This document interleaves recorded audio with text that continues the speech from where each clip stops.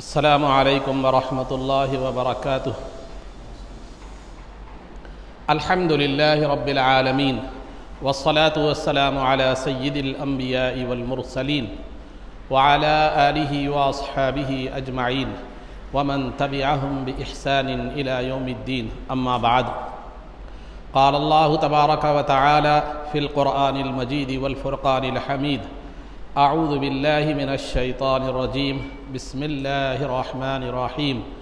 व नुनज़्ज़िलु मिनल क़ुरआनि मा हुवा शिफ़ाउन व रहमतुल लिल मुमिनीन। सदक़ल्लाहुल अज़ीम।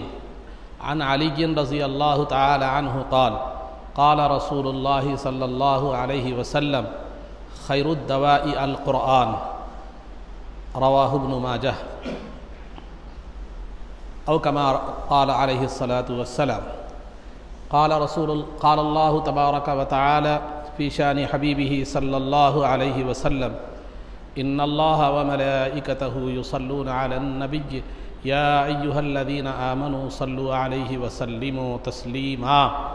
अल्लाहुम्मा सल्लि व सल्लिम व ज़िद व बारिक अला हबीबिका सय्यिदिना व नबिय्यिना व मौलाना मुहम्मदिन व अला आलिहि व अस्हाबिहि अजमईन।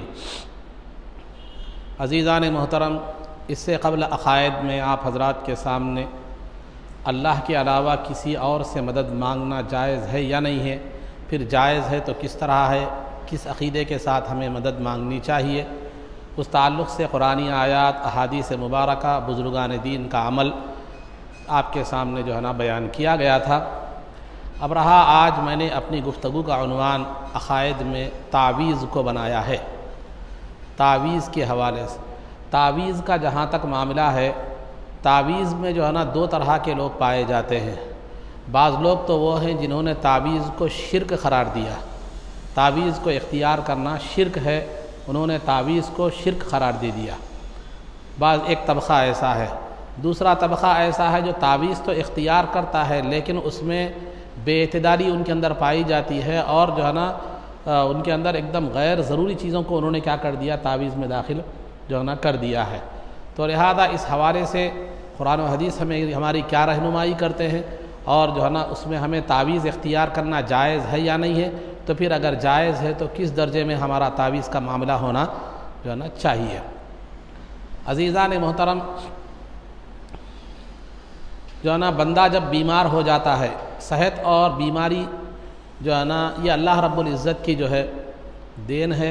ज़िंदगी में इंसान की जिस तरह खुशी और गम आते रहते हैं, उसी तरह सेहत और बीमारी का भी ज़िंदगी में इंसान से ताल्लुक़ है।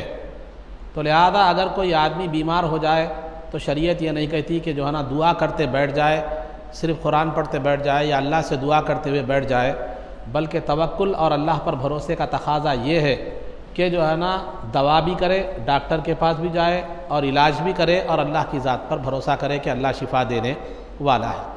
तो लिहाजा शिफायाबी के लिए, सेहत याबी के लिए जो है जो तरीक़ा इख्तियार किया जाता है, एक है जिस्मानी तरीक़ा और एक है रूहानी तरीक़ा। रूहानी तरीक़ा, जिस्मानी तरीक़ा क्या है, आप किसी डॉक्टर के पास गए, अपनी बीमारी को बयान किया और गोलियां लिए, शरीयत में ये भी जायज़ है। अब रहा एक रूहानी तरीक़ा है, वो ये है कि कुरान करीम से दुआ वगैरह, कुरान करीम वगैरह से क्या करे, उसका बीमारी का क्या करे, इलाज करे। तो लिहाजा ये भी एक तरीक़ा है जिसको हम रूहानी तरीक़ा आम तौर पर कहते हैं।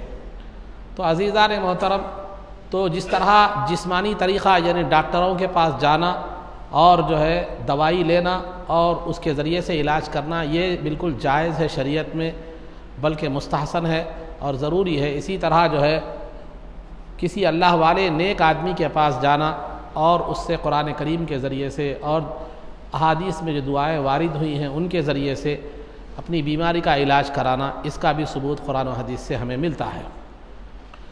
चुनांचे आइए मैं बतलाता चलूँ, खुतबा मसनूना के बाद मैंने जिस आयत मुबारका की तिलावत का शरफ़ हासिल किया, उसमें अल्लाह रब्बुल इज़्ज़त ने इरशाद फरमाया, व नुनज़्ज़िलु मिनल क़ुरआनि मा हुवा शिफ़ा।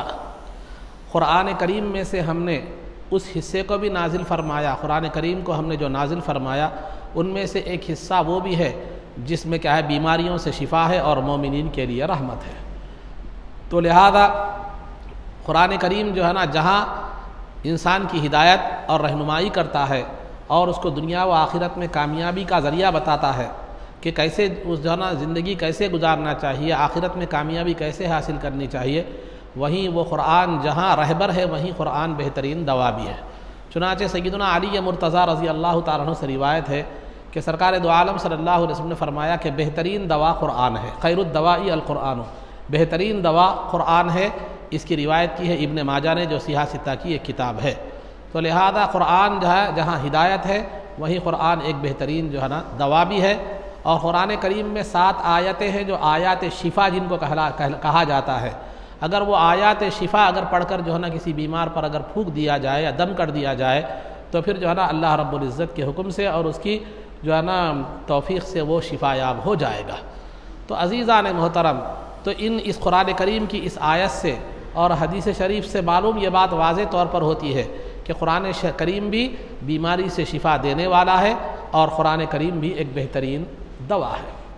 तो लिहाजा अब उसके बाद आइए हम जो तावीज़ इख्तियार करते हैं, तावीज़ जो है ना अरबी में जो है ना 2 तरह के लफ्ज़ आए हैं तावीज़ के लिए, एक है रुक़िया और एक है तमीमा। एक है रुक़िया और एक है तमीमा। रुक़िया कहते हैं पढ़कर फूंक देना, जिसको हम दम करना कहते हैं।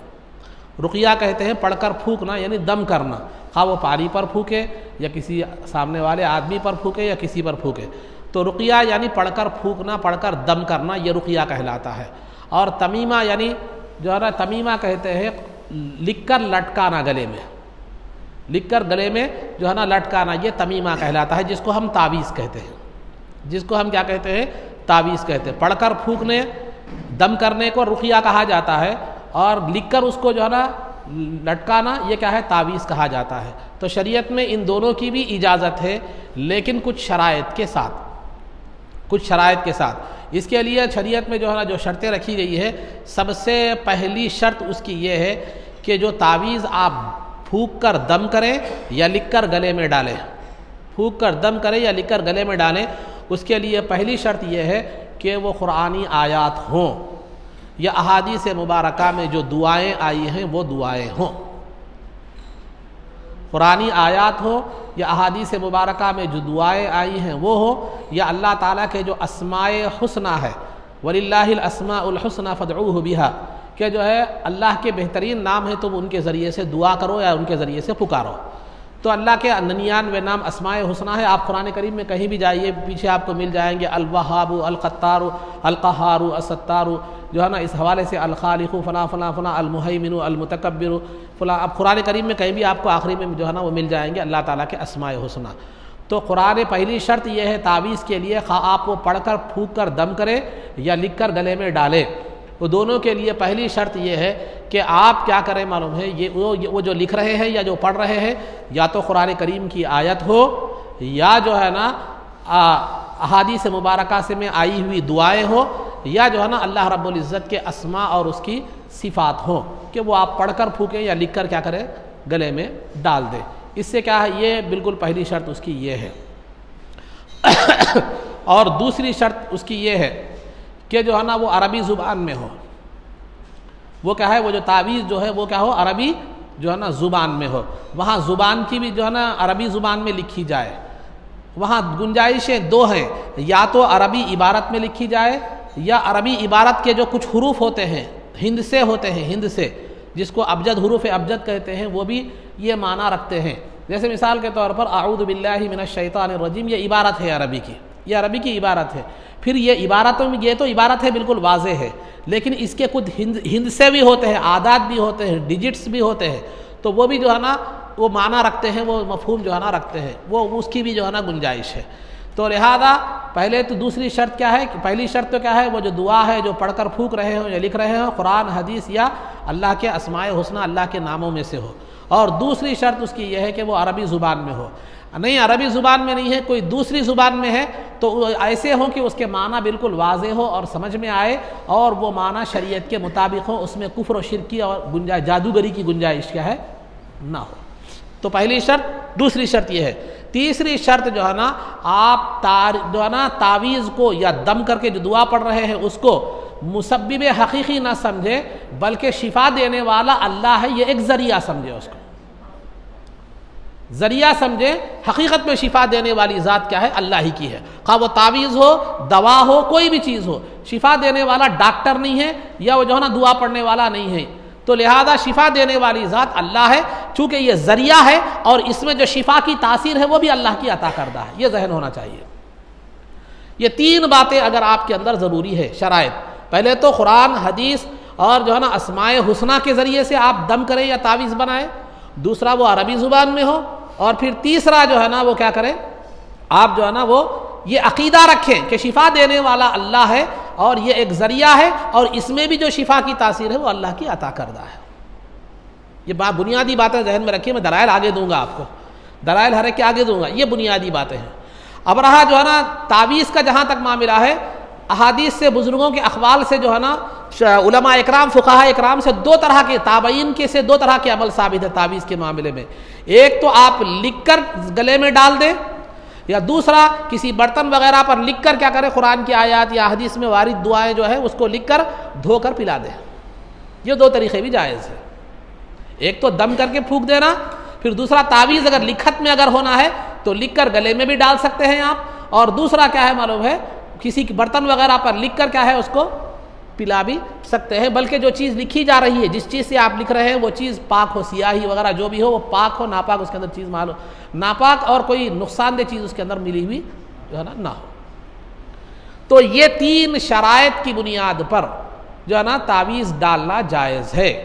तो लिहाजा शरीयत में दोनों की भी इजाज़त है, एक तो पढ़कर फूंकना, दम करना, और दूसरा क्या है मालूम है, तावीज़ लिख कर क्या करना, डालना, ये तावीज़ कहलाता है हमारे उसमें। तो दोनों भी क्या है, जायज़ है। अब आइए कुछ दलाइल मैं आपके सामने देता चलो। मुस्लिम शरीफ की रिवायत है कि सरकार दो आलम सल्लल्लाहु अलैहि वसल्लम, बुखारी और मुस्लिम शरीफ की रिवायत है कि सरकार दो आलम सल्लल्लाहु अलैहि वसल्लम का रात में रोज़ाना अमल ये था कि वो क्या करते थे, सूरह कुल हुवल्लाहु अहद, कुल अऊज़ु बिरब्बिल फलक, कुल अऊज़ु बिरब्बिन नास, ये तीन सूरतें पढ़कर जो है ना आप क्या करते थे, हथेली पर फूंक कर अपने जिस्म पर मल लिया करते थे। ये ज़िंदगी भर आपका अमल रहा, ज़िंदगी भर आपका अमल रहा। और वक्त आखिर में जब सरकार दो आलम सल्लल्लाहु अलैहि वसल्लम का मिजाज मुबारक इस कदर जो है ना आप कमज़ोर हो चुके थे, इस कदर आप बीमार हो चुके थे कि पढ़ने की सकत नहीं थी, पढ़ने की सकत नहीं थी, तो बीबी आयशा रजी अल्लाह ताला अन्हा ये तीन सूरतें पढ़कर सरकार के हाथ पर फूंक कर सरकार के हाथ से जिस्म पर मलाई, सरकार के हाथ पर फूंक कर सरकार के हाथ से सरकार के जिस्म को जो है ना मलने लगाई। क्यों? खुद अपने हाथ पर फूंक कर क्यों नहीं लाई? ताकि सरकार के हाथ की बरकत नसीब हो जाए। सरकार की दस्ते मुबारक के बरकत के पेश नज़र बीबी आयशा ने कुरान पढ़ा, ये तीन सूरतें पढ़ी, पढ़कर सरकार के हाथों पर फूकी, सरकार के हाथों से सरकार के जिस्म पर मली, हाथों की बरकत भी इससे नसीब हो जाए, कलाम इलाही के साथ साथ यदे मुस्तफ़ा की बरकत भी हासिल हो जाए। तो इसमें दो बातें आपको मालूम होती है, जहाँ कलाम की तासीर होती है वहाँ पढ़ने वाले और जो है ना वो जो हाथ फेरने वाले की भी क्या होती है, तासीर होती है। तो दो तासीरें भी यहाँ पर है। तो लिहाजा अगर कोई आदमी कलाम इलाही के हवाले से दुआ पढ़ रहा है तो कलाम इलाही तो ठीक है, लेकिन साथ साथ पढ़ने वाला अगर मुखलिस हो, जो है ना कमर्शियल ना हो, अल्लाह वाला नेक आदमी हो, अगर वो पढ़ा तो उसकी तासीर का मामला भी अलग होगा, उसकी तासीर का मामला भी अलग होगा। दो तासीर होंगी, वरना कलाम इलाही की तासीर तो बिल्कुल मुस्तरद है। कोई भी पढ़े, मुझ जैसा गुनाहगार भी अगर पढ़ ले, नाकार भी पढ़ ले, तो कम से कम कलाम इलाही की तासीर तो वहाँ हो जाएगी। कोई नेक अल्लाह वाला अगर पढ़ ले तो फिर जो है ना वह शाह कलाम के साथ साथ मुतकल्लिम यानी ज़ात की भी तासीर उसके अंदर शामिल हो जाएगी। तो इससे क्या बात साफ तौर पर मालूम है, पढ़कर खुद भी फूंक सकते हैं, अपने हाथों पर दम करके जो है ना जिस्म पर फेर सकते हैं। एक ये। दूसरी बात जो है ना ये है कि एक मर्तबा जो है सरकार दो आलम सल्लल्लाहु अलैहि शिफा बिनते अब्दुल्लाह जो है ना ये सहाबिया थी, ये बैठी हुई थी उम्मुल मोमिनीन हफ्सा रजी अल्लाह ताला अन्हा के पास। उम्मुल मोमिनीन हफ्सा रजी अल्लाह ताला अन्हा के पास ये जो है ना बैठी हुई थी। कौन? शिफा बिनते अब्दुल्लाह, ये जो है ना ये बैठी हुई थी। उतने में सरकार दो आलम सल्लल्लाहु अलैहि वसल्लम तशरीफ़ लाए। लाने के बाद सरकार दो आलम सल्लल्लाहु अलैहि वसल्लम ने शिफा बिनते अब्दुल्लाह से जो है ना ये कहा कि अला तुअल्लिमीनी हादिही रुक़यतन नमला, कमा अल्लमतिहल किताबा, अय शिफा तुम हफ्सा को, जो उम्मुल मोमिनीन है, क्या तुम हफ्सा को जो है ना वो चूंटी वाली जो है ना दुआ नहीं सिखाओगी जैसा कि तुमने उन्हें लिखना पढ़ना सिखाया। जैसा तुमने हफ्सा को लिखना सिखाया वैसे ही चूंटी वाली दुआ को, एक मखसूस दुआ थी, वो चूंटी वाली दुआ भी नहीं सिखाओगी, यानी उन्हें चूंटी वाली दुआ भी सिखाओ। हशरातुल अर्ज़ वगैरह कुछ काट लें, कीड़े मकोड़े, तो उसकी दुआ भी क्या करो, उन्हें सिखाओ। तो सरकार दो आलम सल्लल्लाहु अलैहि वसल्लम यहाँ दम करने और दुआ के सिखाने की तलकीन कर रहे हैं कि इसको शिफा बिनते अब्दुल्ला रजी अल्लाह तआला अन्हा। ठीक हो गई बात यहाँ तक, ये जो है ये। और तीसरी बात, ये तो यहाँ तक हो गई बात। तीसरी बात फूकने के ताल्लुक से चल रहा दलाइल, अभी किसके, दम करने के हवाले से दलाइल है, अभी लिखने के हवाले से नहीं आए दलाइल। तो एक तो सरकार का खुद अमल था, दूसरा सरकार ने सिखाने की तलकीन दी कि वो दुआ सिखाएं ताकि जो है ना जो दम फूक कर दम की जाती है वो चूंटी की दवा, जिसको रुक़ियतन नमला जिसे कहते हैं, ये सिखाए। और दूसरा जो है ना, तीसरा जो है ना तिरमिज़ी अबू दाऊद की रिवायत है कि सरकार दो आलम सल्लल्लाहु अलैहि वसल्लम ने फरमाया कि जो आदमी रात में कोई ख्वाब, डरावना ख्वाब देखे और वो डर जाए तो वो उठकर फौरन ये कलिमात पढ़े, अऊज़ु बिकलिमातिल्लाहि ताम्माति मिन गज़बिही व इक़ाबिही व शर्रि इबादिही व मिन हमाज़ाति शयातीन व अन यहदुरून। ये दुआ पढ़े, उठकर ये दुआ पढ़ ले तो फिर जो है ना उसे कोई ख्वाब व कोई डरावनी चीज़ से नुकसान नहीं पहुँचाएगी। इससे भी जो है ना पढ़ लेना का क्या है मालूम सबूत मिल रहा है। इसमें वही है, तावीज़ का मफहूम ये है, और जो है ना वो बुरे ख्वाब से, अल्लाह के अजाब से और उसके इक़ाब से और शयातीन वगैरह के शर से हिफाजत की क्या है मालूम मफहूम इसके अंदर पाया जाता है। ये था, ये तो सब फूकने के हवाले से बातें थी। अब आइए लिखने के हवाले से बातें बताते चलो। सबसे पहले सरकार का अमल बताएंगे। एक तावीज़ है, मशहूर तावीज़, अबू दुजाना रज़ी अल्लाह तआला अन्हु, एक सहाबी रसूल है। अबू दुजाना रज़ी अल्लाह, बड़े आशिक़ रसूल थे। अबू दुजाना रज़ी अल्लाह तआला अन्हु एक सहाबी रसूल है। एक मरतबा वो घर में, ये जो रिवायत है ये ख़साइस कुबरा में है, इमाम जलालुद्दीन सयूती रहमतुल्लाह अलैह की किताब है। तो ख़साइस कुबरा में ये रिवायत है, अबू दुजाना रज़ी अल्लाह तआला अन्हु जो है, एक मरतबा रात में एक ऐसा हुआ कि रात अच्छी खासी रात हो गई, रात में वो घर में आराम फरमा रहे थे, अचानक चक्की पीसने की जैसी आवाज़ आई। चक्की पीसने की जैसी आवाज़, चक्की पीसते वक्त कैसी आवाज़ आती है, घर घर घर एक जैसा, वो इस तरह की जो है ना आवाज़ आई। उसके बाद मक्खियों के भिन भिना, शहद की मक्खियों के भिन भिनाने की जैसी आवाज़ आई। जब वो बेदार हुए और अपने आंगन में आए तो उन्होंने देखा कि एक काली और सियाह चीज़ क्या कर रही है, दराज हो रही है, ऊंची बढ़ती है, लंबी होती जा रही है, लंबी होती जा रही है। जब वो करीब जाकर उस चीज़ को छुए तो ऐसा मालूम हो रहा था कि साही नामी जानवर का जो है ना चमड़ा है। साही एक जानवर होता है जिसके चमड़ा कांटेदार होता है, समझने के लिए आप मगरमच्छ को भी समझ सकते हैं, लेकिन मगरमच्छ नहीं होता। और एक जानवर होता है, उसका कांटेदार जो है ना चमड़ा होता है। तो मैं जब जाकर वो काले सियाह जो काली चीज़ थी उसको छुआ तो वो कांटेदार जो है ना नजर आया, उसका चमड़ा कांटेदार मुझे नजर आया। तो फिर उसने मुझ पर अंगारों जैसी चीज़ें बरसाई। तो मैं खौफ खा गया कि कहीं जो है ना वो मेरा घर जलाकर राख कर देगा, मुझे जलाकर क्या कर देगा, राख कर देगा। तो मैं नबी पाक सल्लल्लाहु अलैहि वसल्लम की बारगाह में हाजिर हुआ। हाजिर होकर जो है ना मैंने ये तमाम हालात सुनाए। तो नबी पाक सल्लल्लाहु अलैहि वसल्लम ने मुझसे कहा कि एक दवात कलम लाओ, सियाही और एक जो है ना कलम लाओ। तो लाया गया, मैं जाया तो सैयदना अली मुर्तज़ा रज़ी अल्लाह तआला को सरकार बुलाए और बुलाकर जो है ना वो पूरी तावीज़ लिखाई, जिसको हिर्ज़े अबू दुजाना कहा जाता है, जिसको हिर्ज़े अबू दुजाना कहा जाता है। तो लिहाजा हिर्ज़े अबू दुजाना कहा जाता है। तो वो तावीज़ सरकार ने लिखाई, मैं वो लिखकर तावीज़ ले गया, उसको लपेटकर अपने तकिए के नीचे रखा।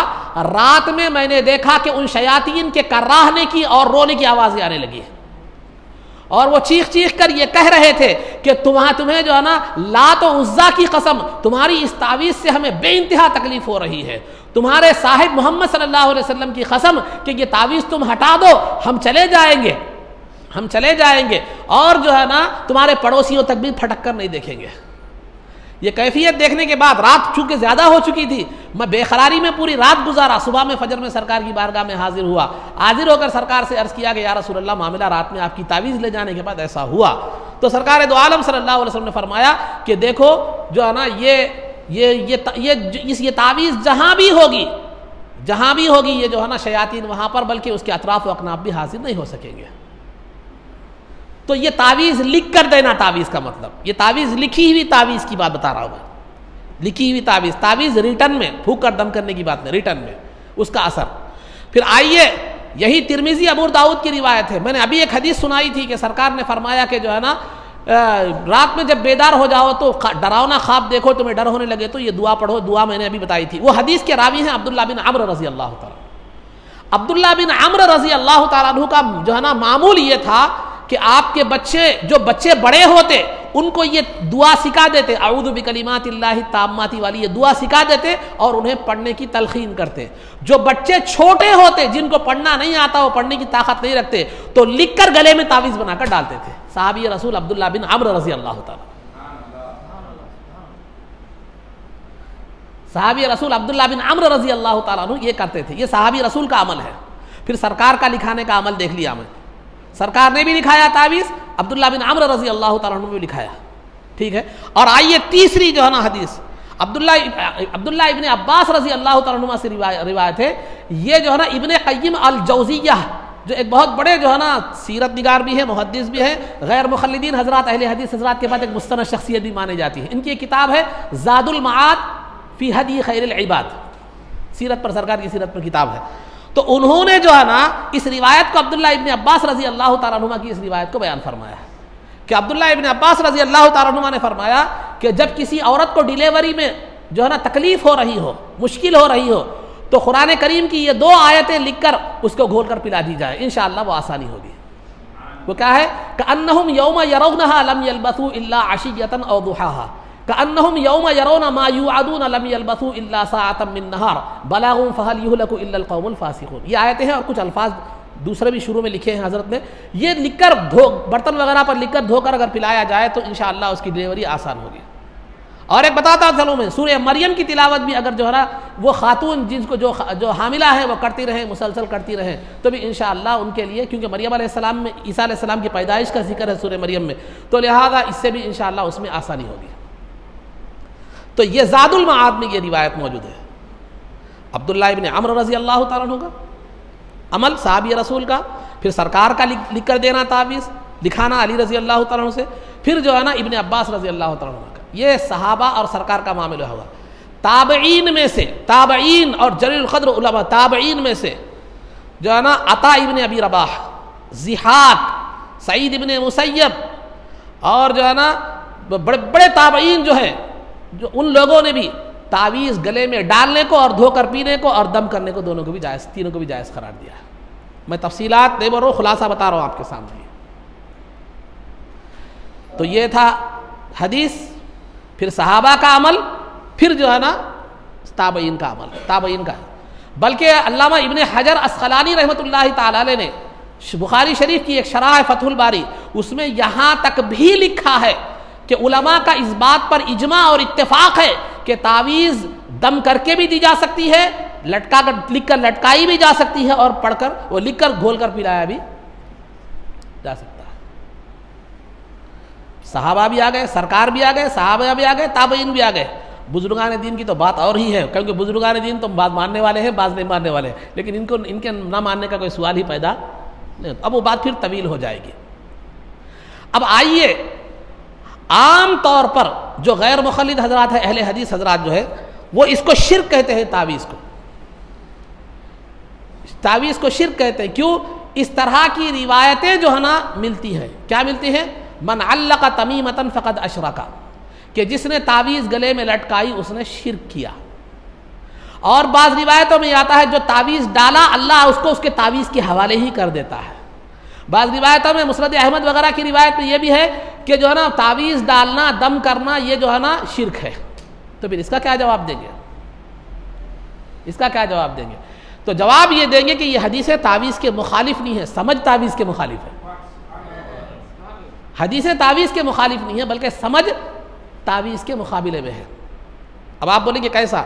देखिए, इंसान का एक फितरत है, मैं हो या आप हो या कोई भी हो, किसी एक, अगर आपका एक जहन है कि आप ये चीज़ मानते हैं, इसको जायज़ मानते हैं, इसको नाजायज़ मानते हैं, तो लिहाजा आप क्या करते हैं, जो चीज़ को आप जायज़ मानते हैं उसके जायज़ के दलाइल ही पेश करते चले जाते हैं, और उन दलाइल को पेश करने में इस कदर आप मुनहमिक हो जाते हैं, दूसरे दलाइल की तरफ आपकी नज़र नहीं होती।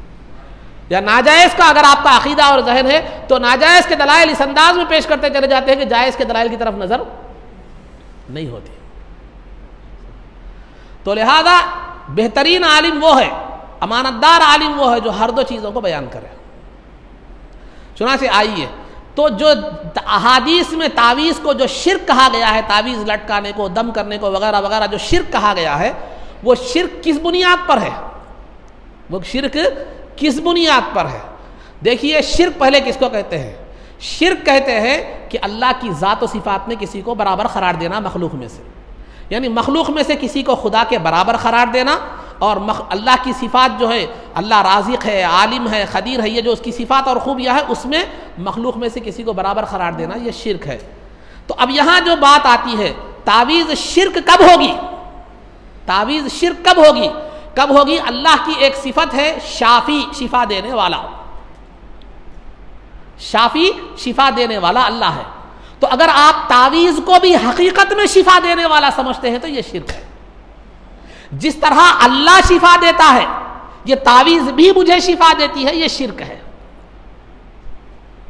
नहीं, अगर आप ये तसव्वुर रखते हैं शिफा देने वाला अल्लाह है, यह तावीज़ एक जरिया है, अल्लाह ने उसमें तासीर रखी है, तो यह शिफा, यह शिर्क नहीं है, क्योंकि आप तावीज़ को अल्लाह के बराबर करार नहीं दे रहे, बल्कि तावीज़ के बारे में आपका अकीदा यह है कि उसमें असर भी दिया हुआ अल्लाह का है, असर भी दिया हुआ अल्लाह का है, तासीर भी अल्लाह की है। तो फिर ये बराबरी का हुई अल्लाह की? बराबरी उस वक्त होती है जैसे अल्लाह बीमारी से शिफा देता है, तावीज़ भी वैसे शिफा देती है, मुस्तकिल तौर पर, जो है ना, मुस्तकिल तौर पर जैसे अल्लाह शिफा देता है बगैर किसी के दिए के, जो है ना, तावीज़ या दवा हो, गोली हो, ये जो है ना असर अपना ज़ाती असर रखती है, तो फिर ये क्या है मालूम है? शिर्क है, क्योंकि आपने दवा और तावीज़ को अल्लाह के बराबर करार दिया। यह हुक्म शिर्क का सिर्फ तावीज़ की हद तक नहीं है, दवा में भी आता है, अगर ये अकीदा आपका है।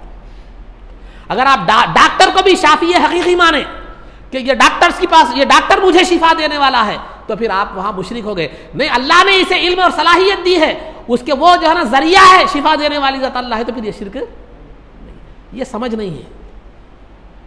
खाली ज़ाहिरी हदीस को देख लिए, ख़त्म हो गया। अब आइए फिर मैं दलील देता चलो। मुस्लिम शरीफ की रिवायत है, औफ बिन मालिक रज़ी अल्लाह तआला अन्हु, औफ बिन मालिक रज़ी अल्लाह तआला अन्हु कि आपका बयान, आप सरकार दो आलम सल्लल्लाहु अलैहि वसल्लम के पास तशरीफ़ लाए। शिर्क की दूसरी वजह बनाओ, तावीज़ को शिर्क कहने की दूसरी वजह, पहली वजह तो यह है कि हम तावीज़ को शाफ़ी हकीकी मान रहे हैं, तो यह शिर्क है। शाफ़ी हकीकी नहीं मान रहे, शिफा देने वाला हकीकत में अल्लाह है, यह ज़रिया है, इसमें तासीर अल्लाह ने रखी है, तो यह शिर्क नहीं है। दूसरा शिर्क को जो है ना, कहने तावीज़ को शिर्क जो अहादीस में कहा गया, उसकी दूसरी वजह क्या है? दूसरी वजह यह है, वो हदीस में खुद मुस्लिम में सरकार ने उसकी वजाहत फरमाई। सरकार की हदीस की सरकार ही वजाहत कर रहे हैं, कोई और सहाबी की नहीं। सरकार ने जो जिस तावीज़ को शिर्क करार दिया है, उसी तावीज़ के शिर्क न होने की वजाहत भी सरकार कर रहे हैं। शिर्क कब होती कब नहीं होती खुद सरकार बयान कर रहे हैं। तो मुस्लिम शरीफ की रिवायत है कि सरकार दो आलम सल्लल्लाहु अलैहि वसल्लम के पास औफ बिन मालिक रज़ी अल्लाह तआला अन्हु आए। आकर उन्होंने कहा कि या रसूल अल्लाह सल्लल्लाहु अलैहि वसल्लम, जो है ना, हम ज़माने जाहिलियत में क्या करते थे मालूम है? तावीज़ किया करते थे, तावीज़ डाला करते थे, या झाड़ फूक कर दम किया करते थे। तो सरकार ने फरमाया आरिज़ू, वो तावीज़ क्या है मुझे बतलाओ। उसके बाद सरकार ने फरमाया ला बअसा बिर्रुक़ा मा लम यकुन फीही शिरकुन, औ कमा क़ाल अलैहिस्सलातु वस्सलाम, तावीज़ में कोई हरज नहीं है तावीज़ को इख्तियार करने में, जब तक उसमें शिर्क ना हो, जब तक उसमें क्या हो? शिर्क ना हो। तो शिर्क क्या होता है? तो ज़माने जाहिलियत में तावीज़ों में देवी देवताओं के नाम लिखे जाते थे और उनसे शिफा तलब की जाती थी। उनसे क्या की जाती थी? शिफा तलब की जाती थी। वो मुशरिकाना तावीज़ें थी। तो ये तावीज़ शिर्क है, ये तावीज़ शिर्क है। सरकार ने खुद फरमाया जब तक उसमें शिर्क ना हो तो तावीज़ शिर्क, तावीज़ इख्तियार करने में कोई हरज नहीं है। तावीज़ उस वक्त शिर्क है जबकि उसके अंदर मुशरिकाना चीज़ें हो। तो अहादीस में जो तावीज़ को शिर्क कहा गया है, उसकी बुनियादी तौर पर दो वजूहात है।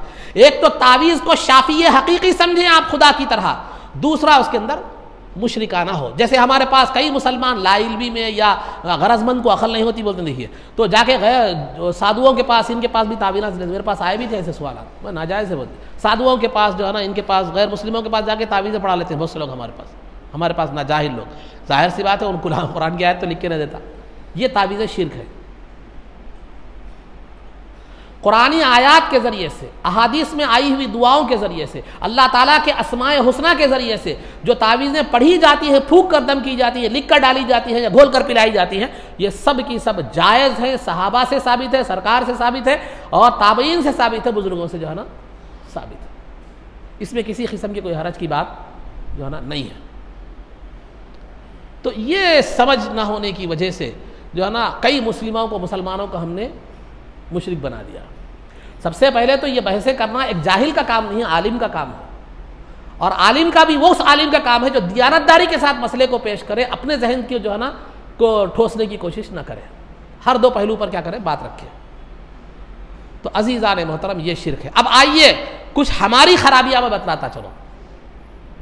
हमारी खराबी, हमारे पास होता क्या, जिम को गए, ज़रा बाड़ी बन गई, इधर उधर थोड़ा गोश आ गया, इधर हैंड्स पे वहाँ जाते, गले में काला तागा आ जाता, जो है ना पैरों में काला तागा बनना शुरू कर देता, कई को नज़र नहीं लगना करता। ये एक होता है, एक चीज़ ये। दूसरी चीज़, किसी दरगाह के पास हम जाते हैं, बुजुर्गान दीन की दरगाहों के पास जाते हैं, वहाँ डोरियाँ बनी हुई होती हैं, वो या तो गले में डाल लेते हैं, या तो हाथों में डाल लेते हैं, या तो कमरों में डाल लेते हैं, कमर में डाल लेते हैं। बल्कि गैर मुस्लिमों का देखकर गाड़ियों को भी बनना शुरू कर दिया। तो ये गैर मुस्लिमों से मुशाबहत है, ये भी नाजायज़ और हराम है। इसके ताल्लुक से सरकार ने फरमाया, मन तक़ल्लदा वतरन फ़इन्ना मुहम्मदन बरीउन, जो अपने गले में खाली धागा डाले बगैर तावीज़ के, खैर तावीज़ के लिए डाल रहे हैं एक अलग बात है, खाली धागा, खाली तागा जो अपने गले में डालता है, मोहम्मद सल्लल्लाहु अलैहि वसल्लम उससे बरी है, बेजार हैं उससे, मोहम्मद सल्लल्लाहु अलैहि वसल्लम बेजार है। अब देखिए कई लोग हमारे पास दरगाहों के पास जाते हैं, दरगाहों के पास जाना जायज़ नाजायज़ नहीं है, जाना है, बुजुर्गान दीन के पास जाना है, उनके वसीले से दुआ करना है, वहाँ फातिहा वगैरह कुरान पढ़कर इसाले सवाब करना ही चीज़ है। हम असल छोड़ दिए, नकल के पीछे पड़ गए। दरगाहों के पास झूले बन रहे, दरगाहों के पास खुफला डाल रहे, दरगाहों के पास जो है ना चूड़ियाँ बन रही, दरगाह के ऊपर कितने की दरखास्त, पासपोर्ट की ज़ेरॉक्स कापियाँ हैं। तिरमिज़ी शरीफ में, ये भी मुशरिकों का अमल है, ये भी मुशरिकों का अमल है। तिरमिज़ी शरीफ की रिवायत है कि एक मरतबा जो है ना एक गैर मुस्लिमों का एक दरख्त था जिसको ज़ातु अनवात कहा जाता था। तिरमिज़ी की रिवायत, ज़ातु अनवात। वो गैर मुस्लिम क्या करते थे, उस दरख्त को क्या करते थे, कुछ तलवारें वगैरह हथियार वगैरह लटकाते थे, उनका वहाँ पर इबादत वगैरह करते थे, वहाँ बैठते थे, जैसा हम लोग एतिकाफ़ करते हैं वैसा बैठते थे। तो वो जो है ना उनका एक दरख्त था, तो वो जो है ना वो लोग, उनका वो काम था तलवारें लटका कर उनकी बरकत होती समझते थे। बहरहाल उनके अकीदे थे, वो दरख्त से वाबस्ता थे, जैसा आज भी बड़ के पेड़ के हवाले से कुछ पाए जाते हैं। तो वो अकीदे थे। तो सहाबा ने देखा, देखकर एक मासूम जहन के सहाबा का एक मासूम, एक भोला भाला जहन था और सरकार के सामने हर चीज़ को खोल कर बयान करते थे क्योंकि रहनुमाई मिल जाए। तो सहाबा ने कहा कि जो है ना या रसूल अल्लाह, हमारे लिए भी एक ऐसा दरख्त बना दीजिए ताकि हम भी हमारी तलवारें वगैरह लटकाए। तो सरकार ताज्जुब से बोले, तुम तो ऐसे कह रहे हो जैसे कौम बनी इसराइल ने कहा था कि इजअल लना इलाहन कमा लहुम आलिहा, कि कौम बनी इसराइल ने मूसा अलैहिस्सलाम से कहा था कि उन मुशरिकों का जैसा खुदा है हमारे लिए भी खुदा बना दो, तुम तो ऐसी बात कर रहे हो। तो सरकार ने फरमाया ये तो शिर्क है, ये तो नाजायज़ है। तो किसी मुकाम पर तबर्रुक की गर्ज से, बरकत की गर्ज से, या जो है ना अकीदत की गर्ज से कोई चीज़ लटकाना, ये मुशरिकों का अमल है। अब हमारे पास देखिए, ज़्यादा दूर नहीं, नारायणपुर जाइए, तकी बाबा की दरगाह के पास कमान नहीं दिख रही, उतने जो है ना खुफरा लगे हुए हैं दरगाहों के पास। हमने ये सब गैर मुस्लिमों का देख लिया, देखकर क्या कर लिया, अपना लिया। और शिर्क करने वालों ने ना नीयत देखी ना तहकीक की, बस उनको तो मौका मिलना था, मिल गया। तो इस बात से परहेज करने की जरूरत है। और तावीज़ का जहां तक मामला है, वो एक ज़रूरत है, वो एक ज़रूरत है। हमारे मुसलमानों में से बाज इतने कमज़ोर ईमान वाले लोग भी हैं, उनको खुदा की ज़ात से ज़्यादा तावीज़ पे भरोसा हो गया। आज ये दुकान जितनी बेहतरीन अंदाज में चल रही, कोई दुकान नहीं चल रही तावीज़ों की। आमिलों का कसूर नहीं है इसमें, ख़ासतौर पर हमारी माँ और बहनों और ख़वातीन का कसूर है। फिर उन मर्दों का है जो औरतों की जो है ना को रोक नहीं सकते, ताकत नहीं रखते। ये तावीज़ों के हवाले से कई औरतों की इस्मतें ख़त्म हो गई। महबूब नगर के वाक़ियात हैं, औरतें शौहरों से जुदा हो गई, आमिलों से शादी कर ली।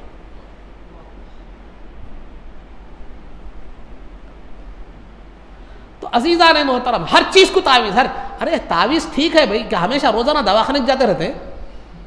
एक वक्त एक चीज़ है, ठीक है, ठीक, वो एक अलग बात हुई। तावीज़ तावीज़ इतना हमारा भरोसा तावीज़ पे हो गया, अल्लाह की ज़ात पे भरोसा नहीं है हमारा। अरे दुआ करो, घर में कुरान की तिलावत करो। सरकार बोल रही जिस घर में 40 दिन सूरह बकरा पढ़ा जाता है वहाँ शयातीन कभी नहीं आते। कुरान की तिलावत करो, दुआएं करो। सरकार बोल रहे अपने घरों को खबरस्तान मत बनाओ, कुछ ना कुछ नमाज पढ़ते रहो, नमाज पढ़ो। हमारे बुरे आमाल की नहूसत की वजह से ये हमारे मसाइल पैदा होते हैं। खैर बीमारी के लिए तावीज़ अलग बात है, कारोबार में तरक्की नहीं हो रही तावीज़, बच्ची की शादी नहीं हो रही तावीज़, शौहर बीवी में लड़ाई तावीज़, लड़ाई हो रही तो बंद करने अलग तावीज़, बंद हो रही तो नहीं हो रही तो लड़ाने अलग तावीज़। नमूना बना लिया हम लोगों ने। तो हमारी भी गुलूक बहुत ज़्यादतियाँ हैं, हमारी भी कम नहीं है हम भी। तो इन चीज़ों से इस्लाह की ज़रूरत है। तावीज़ अल्लाह का कलाम एक ज़रूरत के दर्जे में होना है। साथ ही साथ आप क्या करें, मैं बोल रहा नहीं कैसा क्या बोल, आप हमारी मिसाल कैसी है बताता चलो मैं। जो नहूसत, बर्बादी और ज़िंदगी की परेशानियों का हल, जो वो आमाल हम करते हैं जिससे मसाइल पैदा होने के, फिर क्या करते हैं, दुआ लाते हैं, दुआ पढ़ने आमिल करे जाते हैं। मुसाफ अरे ये पढ़ो जी, ये वजीफ़ा कुरान नहीं, मुसाफ पढ़ते नहीं, रेडीमेड होना, हमारे को पढ़ने का फुर्सत नहीं है। तावीज़ भी रेडीमेड होना, आयत करीमा भी दूसरे पढ़ना, अपन नहीं पढ़ना घर में, ख़त्म कुरान भी दूसरे पढ़ना, अपन नहीं पढ़ना, है नहीं है ऐसा। तो ये चीज़ें हमारे अंदर भी खराबियां हैं, इसकी भी इस्लाह की ज़रूरत है, इसकी भी इस्लाह की ज़रूरत। कुरान की तिलावत कीजिए घर में। अरे आपकी मिसाल तो ऐसी है, जहर बाजू में रख के जहर पी रहे, जाकर डॉक्टर को बता रहे पहले जहर पीना छोड़ो, जहर पी रहे डॉक्टर को बता रहे, वो डॉक्टर है ना, गोली है ना, दवा है ना, बोले तो कभी असर नहीं करी। तो हमारा मामला वैसी है, पूरे नहूसत के, बर्बादी के सब काम कर रहे हैं, फिर कुछ तो होते आमिल करने जा रहे हैं। वो आमिल क्या कर रहा, उसका ज्यादा कसूर नहीं बताता हूँ आमिल का, खैर उन तो बैठा जो उस वास्ते है। आप जाके लेटे तो पानी पिला के जुबा कर रहा हूँ, कुछ भी नहीं कर रहा। आमिल क्या कर रहा, नहीं तुम्हारे घर में करा रहे, तुम्हारे रिश्तेदारों में से है, उन तहत में रिश्तेदारों में से है। अब देखो जी, अब रिश्तेदारों में से हर रिश्तेदार पे शक की नजर, कोई हंसा भी तो इन कराया मेरे को, जरी जरी सी कभी नोकझोंक हो गई, कभी झड़प हो गई, कभी बच्चियों के रिश्ते नहीं दिए, कभी इनके रिश्ते नहीं दिए, कभी नोकझोंक हो गई तो अरे इनोज कराए होंगे। घर में चूहे बर्तन गिराए तो नहीं थे कि कराए, इनोज बर्तना भी गिर रहे घर में। ये शक हो गया। अल्लाह की ज़ात पे यकीन पैदा कीजिए, ये यकीन रखिए कि अल्लाह जब तक न चाहे कायनात की कोई चीज़ आपको नुकसान और फ़ायदा नहीं पहुंचा सकती, खा वो दवा हो या तावीज़ हो या कोई भी चीज़ हो। अल्लाह जब नुकसान पहुंचाना चाहे तो दुनिया के तमाम डॉक्टर, माहिर से माहिर डॉक्टर, अगर अल्लाह ने मौत का फैसला कर दिया है, पूरी दुनिया के डॉक्टरों को लाकर सामने ठहरा कर दो, कोई आपको मौत जिंदगी नहीं दे सकता। अगर अल्लाह जिंदगी देना चाहे तो मिट्टी भर मिट्टी लेकर खा लो, अल्लाह ताला उसे शिफा दे देगा। ये यकीन हमारे ईमान में पैदा करने की हमें ज़रूरत है। हमारा ईमान बहुत कमज़ोर हो गया है, अल्लाह की ज़ात पर यकीन बहुत कमज़ोर हो गया। यकीन करके देखिए, फिर मामलात जो होते हैं वो आपको जो है ना, आप एक कदम बढ़ाइए, यकीन की तरफ एक कदम बढ़ाइए, उसके बाद आपके साथ जो मामलात होते जाएंगे खुद ब खुद अल्लाह ताला आपकी यकीन में जो है ना पुख्तगी पैदा करता चला जाएगा। क्योंकि अल्लाह का वादा है, जब बंदा एक कदम मेरी तरफ आता है तो 10 कदम मैं उसकी तरफ आता हूँ। आप यकीन की पहली सीढ़ी पर कदम रखिए और अल्लाह रब्बुल इज़्ज़त आपको देखिए कैसे कैसे नवाजता चला जाता है। आगे यकीन का वो दर्जात आपको हासिल होते हैं कि दुनिया की हर चीज़ आपको हकीर और मामूली लगती है। किसी चीज़ से जो है ना आप सबब से आप क्या करते हैं, किसी चीज़ को और सबब को अपनाना आप पसंद नहीं करते। ईमान और यकीन की कमी है। यकीन करके देखिए फिर मामलात कैसे होती है देखिए। बुजुर्गान दीन की ज़िंदगी आपके सामने है। तो बहरहाल अज़ीज़ान मोहतरम, हमारी भी गलतियाँ हैं। अब आइए जो हज़रात यानी गैर मुखलिद अहले हदीस हज़रात के कुछ उलमा की मैं जो है ना मिसालें देता चलूँ। सिद्दीक़ हसन, नवाब सिद्दीक़ हसन साहब, ये गैर मुखलिदीन के अहले हदीस के एक बहुत बड़े आलिम दीन है। शरफुद्दीन देहलवी साहब, इन्होंने अपनी किताब अद्दीनुल खालिस में जो है ना लिखा है कि तावीज़ फूकना भी जायज़ है, डालना भी जायज़। और शरफुद्दीन देहलवी साहब, इन्होंने भी, अब ये भी बहुत बड़े आलिम दीन है गैर मुखलिद हज़रात के, इन्होंने भी तावीज़ को जो है ना फूकना भी और डालना भी दोनों भी जायज़ करार दिया। और इन्होंने दलील में अब्दुल्ला बिन उमर रज़ी अल्लाह तआला अन्हु की रिवायत को लाया है कि जिसका जो है जिसमें आप अपने बच्चों को तावीज़ डाला करते थे। और सनाउल्लाह साहब अमृतसरी रहमतुल्लाह तआला अलैह, जो फतावाए सनाइया में उन्होंने भी जब इसको जायज़ करार दिया, बल्कि उन्होंने तो यहाँ तक ज़्यादा ये भी लिखा है कि तावीज़ सिर्फ मुसलमान को नहीं गैर मुस्लिम को भी डाल सकते हैं। तो ये है तावीज़ की हकीकत।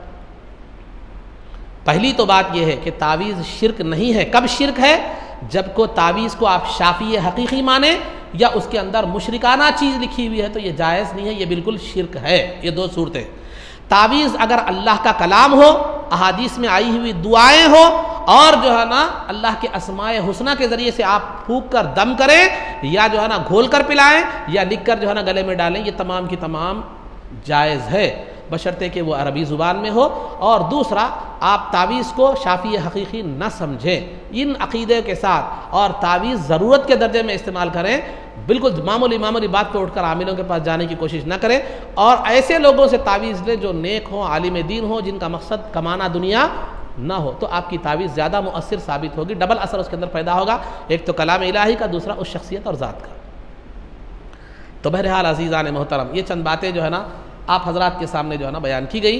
तावीज़ के हवाले से मामला ज़रा बड़ा हो गया क्योंकि ये आजकल का बर्निंग इशू है, तो इस वजह से मैंने क्या है मालूम है थोड़ा इस पर तफसील डालने की कोशिश की। तो ये बग़ैर तावीज़ तो अपनी जगह है, खाली गले में बुज़ुर्गों का तागा डालना नाम का, या खाली गले में तागा डालना, या कमर को बनना, या ये बनना, या गाड़ियों को बनना, ये सब मुशरिकों से मुशाबहत है। इससे बचने की हमें ज़रूरत है, इससे बचने की हमें ज़रूरत है। देखिए, दुनिया में आना हर चीज़ का एक मकसद होता है। अल्लाह ने अम्बिया को भी भेजा तो एक मकसद है, औलिया को भेजा तो भी एक मकसद है। उनका असल मकसद क्या है उनको भेजने का? कि उनके नक्शे कदम पर चले, उनकी ज़िंदगियों को अपनाएं, उनके अक़ीदे को अपनाएं, उनके अमल को अपनाएं। हम वो सब छोड़कर जो है ना खाली खाना खिलाना, खाओ खिलाओ बत्ती बुझाओ जैसा कहते हैं हमारे पास, इस चीज़ को हमने क्या है ज़रूरियात दीन समझ लिया। 11वीं करना हमने ये समझ लिया कि हमने मोहब्बत का, गौसे पाक से मोहब्बत का हक़ अदा कर दिया। छठी शरीफ करना हमने मोहब्बत का हक़ अदा कर दिया। मिलादुन्नबी कर दिया, हक़ अदा कर दिया। मैं ये चीज़ें नाजायज़ है ये नहीं कर रहा हूँ, बल्कि ये चीज़ें गौसे पाक के भेजने का मकसद नहीं है, गरीब नवाज के भेजने का मकसद नहीं है, सरकार के भेजने का मकसद नहीं है। वमा अरसलना मिर रसूलिन इल्ला लियुताअ बिइज़्निल्लाह, हर रसूल को हमने इसलिए भेजा ताकि उनकी इताअत की जाए। तो इनकी ज़िंदगियों को अपनाना है, इनकी ज़िंदगियों को पढ़ना है। खैर आपको पढ़ना नहीं है फुर्सत तो यूट्यूब पे उलमाए अहले हक़, उलमाए अहले सुन्नत की जो है ना बुजुर्गों के हवाले से कई वीडियोज़ भी आपके पास मौजूद है। कम अज़ कम वक्त निकाल कर सुनिए। आप कम अज़ कम गर्लफ्रेंडों से जो ना चैटिंग में रातों रात गुजर जा रही, कभी बुजुर्गान दीन की 15 मिनट 20 मिनट सुनिए, पूरी एक साथ नहीं सुन सकते, 5 मिनट एक साथ में सुनिए। शायद हो सकता है कि उनकी ज़िंदगी से दुनिया बदल जाए, दिल की दुनिया, क्योंकि उनकी सीरत भी तासीर रखती है। तो अज़ीज़ान मोहतरम, ये चंद बातें थी जो आप हजरात के सामने तावीज़ के हवाले से। तावीज़ यकीनन जायज़ है। जिस तरह डॉक्टर के पास हमेशा बात को नहीं जाते आप, तावीज़ भी बात को नहीं जाना है। कुछ अपने अंदर भी जो ख़राबियाँ हैं वो भी दूर कीजिए, घरों में भी कुरान की तिलावत कीजिए, नमाज़ों का एहतमाम कीजिए। जो है ना ये नहुसत जो है सबसे बड़ी नहुसत आपके बुरे आमाल हैं, आपकी हराम की कमाई है। एक लतीफ़ा याद आ रहा, मैं आपके सामने बोल के चलो जो है ना, एक बोलता चलो, खैर वक्त ज़्यादा हो गया, लतीफ़ा आ रहा आपके सामने, एक बताता चलो। एक मरतबा एक कुएं में कुत्ता गिर गया, कुत्ता गिर के मर गया। तो लोग आए, आके बोले कि मौलाना के पास आए, आके बोले मौलाना जो है ना कुआं जो है ना कुएं में कुत्ता गिर के मर गया, क्या करना?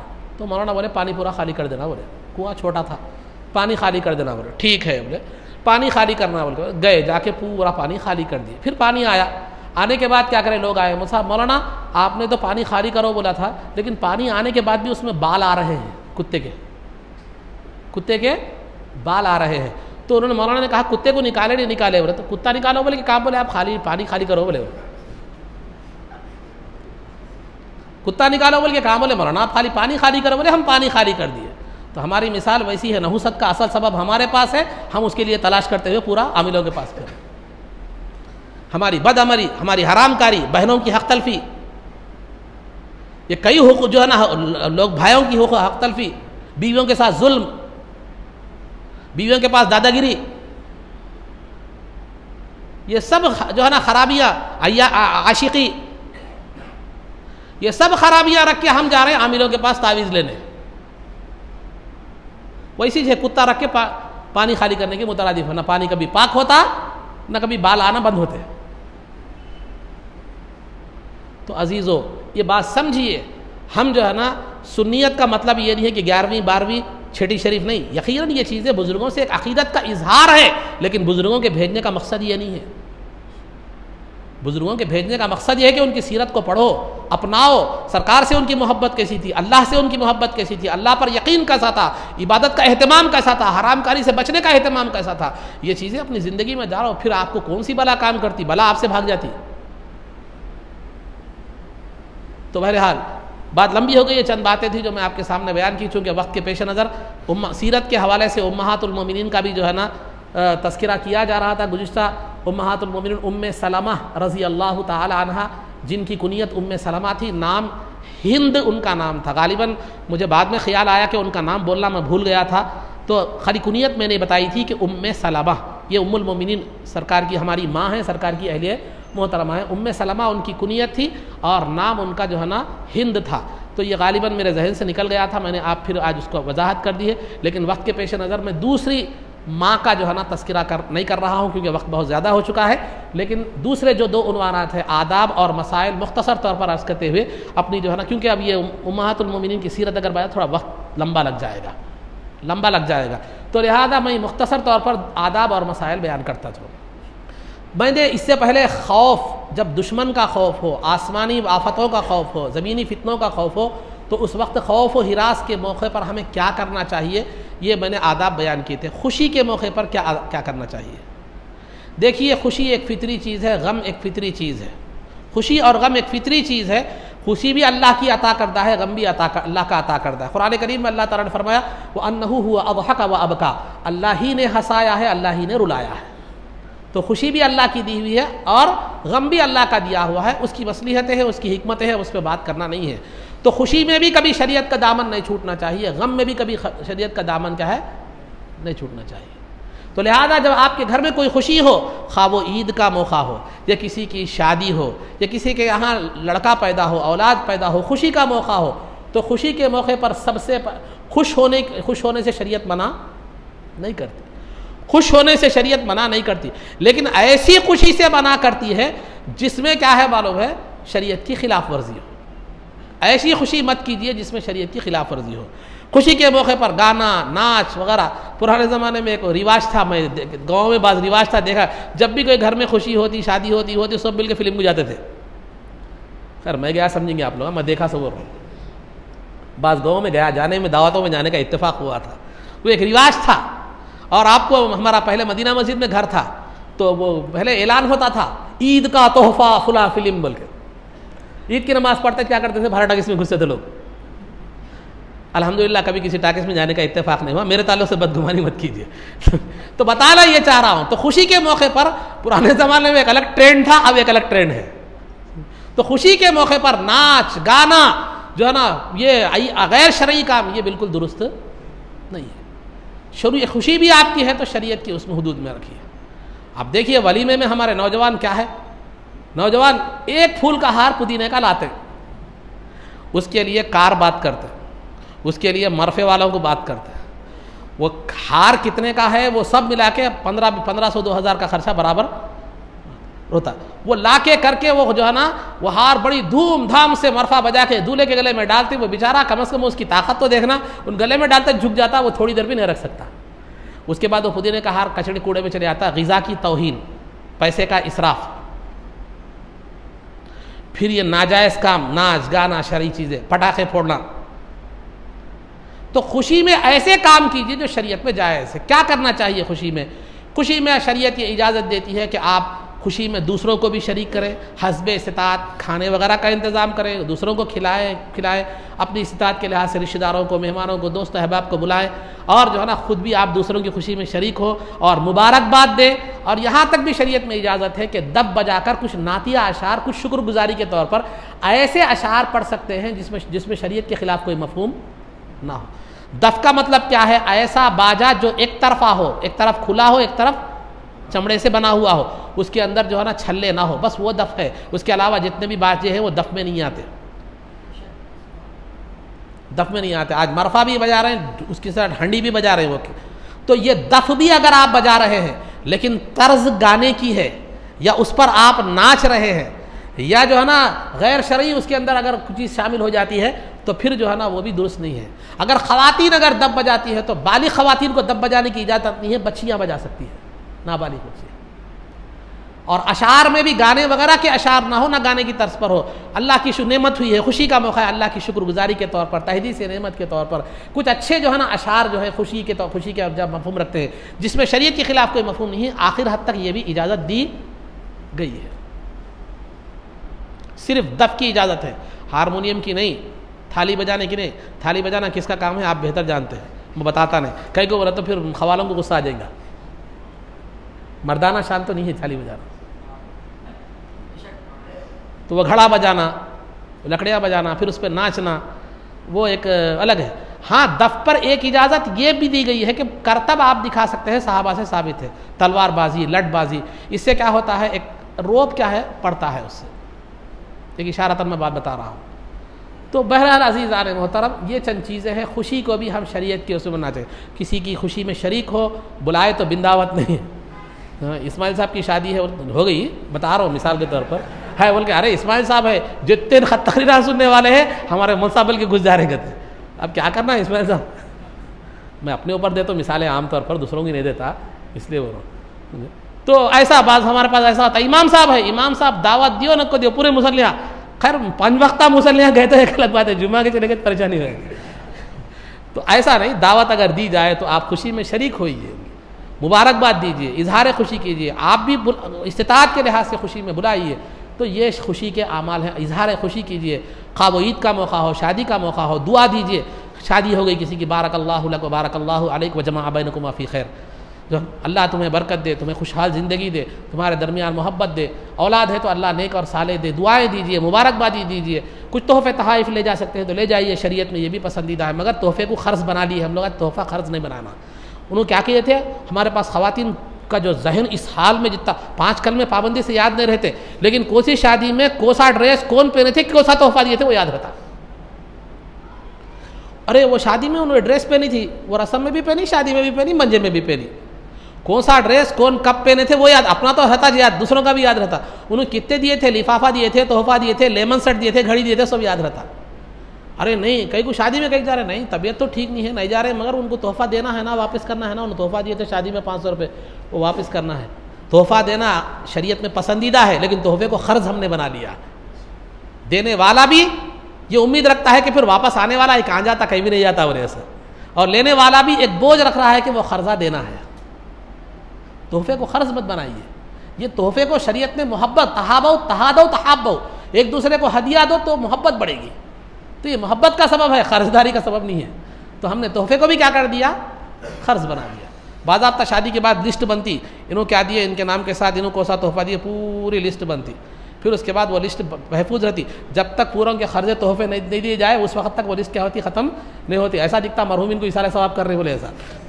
तो बहरहाल तो ये चीज़ें, तोहफ़ा अच्छा है, अगर आपको कोई तोहफ़ा दे ठीक है, आप दे सकते हैं, दे, मगर देने के बाद ये उम्मीद मत रखें कि रिप्ले की उम्मीद भी मत रखें। हो सकता है सामने वाले के हालात वैसे ना भी हों, बस औक़ात ज़िंदगी में हालात हर एक के एक जैसे नहीं होते, लखपति भी होता है लेकिन वक्तिया तौर पर पैसे नहीं होते। अब वो शादी में जाना झिझकता है क्योंकि देने के लिए तोहफ़ा नहीं, बल्कि मैंने तो बाद लोगों को यहाँ तक भी सुना है, देखो मैं 500 रुपये की नोट दी हूँ उसमें तोहफे में, वो लिफाफे में। तो ये चीज़ को तर्क कर दें। तो बहरहाल ये चंद हमारी ख़राबियाँ थी जो मैंने बता दी। खुशी के मौके पर क्या हमें करना चाहिए, खुशी के मौके पर जो है ना अल्लाह का शुक्र अदा करना चाहिए, गुरबा को भी अपनी खुशी में शरीक करना चाहिए और गरीबों को भी जो है ना शामिल करना चाहिए। और खुशी जो है ना हमारी ऐसी हो जो शरीयत की रोशनी में हो, खिलाफ शरीयत काम ना हो, तो ये यकीनन बाबरकत होगी और अल्लाह रब्बुल इज़्ज़त उसमें बरकत भी अता फरमाएगा और उसमें इजाफा भी फरमाएगा। हकीकी खुशी वो है जो शरीयत के तहत मनाई जाए, और जहाँ खिलाफ शरीयत काम हो, हरामकारी हो, गुनाह के काम हो, फिर वो खुशी जो है ना खुशी नहीं कहलाती और उस खुशी से कोई फ़ायदा नहीं होता बस सिवाय बर्बादी और आखिरत की ख़राबी के। बहरहाल ये आदाब खुशी के बयान किए गए थे। मसाइल में जो है ना मैंने आपके सामने एक नमाज कब फ़र्ज़ होती है वो बतलाया था। नमाज फ़र्ज़ होने के लिए पहली तो बात यह है मुसलमान होना, आकिल होना, बालिग होना और जो है ना वक्त का होना और औरत का अय्याम से पाक होना, खा वो माहवारी अय्याम हो या विलादत के अय्याम हो। ये इसकी तफसीलात भी मैंने आपके सामने बयान की थी। ये चीज़ें पाई जाती हैं तो नमाज फ़र्ज़ होगी, अगर इनमें से एक भी चीज़ पाई नहीं जाती तो नमाज फ़र्ज़ नहीं होती। नमाज फ़र्ज़ होने के बाद अदा करना है नमाज, तो नमाज के अदा करने के लिए वो कब सही होगी, तो उसके लिए दो चीज़ें हैं, शराइत है और अरकान है। शराइत है और अरकान है। शराइत और अरकान की वजाहत करते हुए अपनी गुफ्तगू को समेट लेता हूँ। शर्त कहते हैं किसी भी चीज़ के बाहर पाए जाने वाली चीज़ें, किसी भी चीज़ के बाहर पाए जाने वाली वो चीज़ें जिनके बगैर ये चीज़ सही नहीं है। किसी भी चीज़ के बाहर पाए जाने वाली, खारिज में बाहर पाए जाने वाली वो चीज़ें, ये इन चीज़ों के बगैर वो चीज़ सही ना हो तो उनको क्या कहते हैं? शराइत कहते हैं। और अरकान कहते हैं किसी भी चीज़ के अंदर अंदर पाए जाने वाली वो चीज़ें जिन पर वो चीज़ के सही होने का दारो मदार हो, ये क्या कहलाते हैं? अरकान कहलाते हैं। जैसे मिसाल के तौर पर शराइत नमाज बोलते हैं, बदन का पाक होना, कपड़ों का पाक होना, जगह का पाक होना, ये सब चीज़ें नमाज में दाखिल नहीं है, नमाज से बाहर है, लेकिन इनके बगैर नमाज नहीं होती। इनको शराइत कहते हैं। क़ियाम करना, कुरान पढ़ना, रुकू करना, सजदा करना, ये ऐसी चीज़ें हैं जिनके बगैर नमाज सही नहीं होती, लेकिन नमाज के अंदर पाई जाती है, तो इसको अरकान कहते हैं। शराइत नमाज के बाहर पाए जाने वाली वो चीज़ें जिनके बगैर नमाज नहीं होती, शराइत कहते हैं। और इसको बैरूनी फ़राइज़ भी कहते हैं।